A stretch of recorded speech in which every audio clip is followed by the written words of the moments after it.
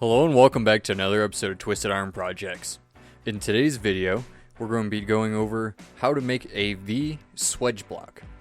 And say, isn't any forging actually required for this as long as you have the right size material?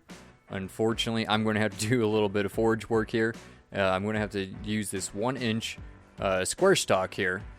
I'm going to draw it out a little bit and knock off some of the corners to fit into my hardy hole. It is a 1-inch hardy hole, but it's not completely square, so that's why I'm having to do this. Hopefully you don't have to. You can just start off with the size of square stock you need for your hardy hole and make that your shank, and you'll be fine.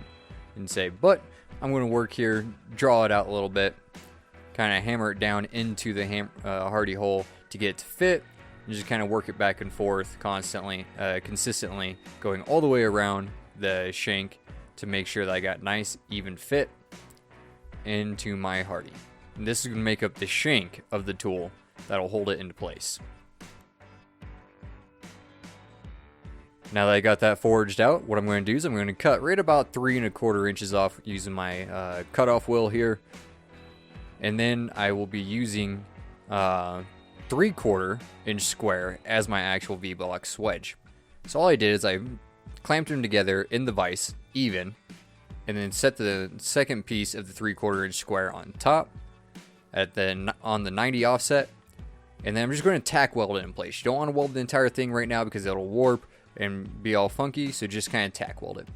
Now I'm going to take that 1-inch square stock that I forged into my shank, and I'm going to tack weld it on to the base of that.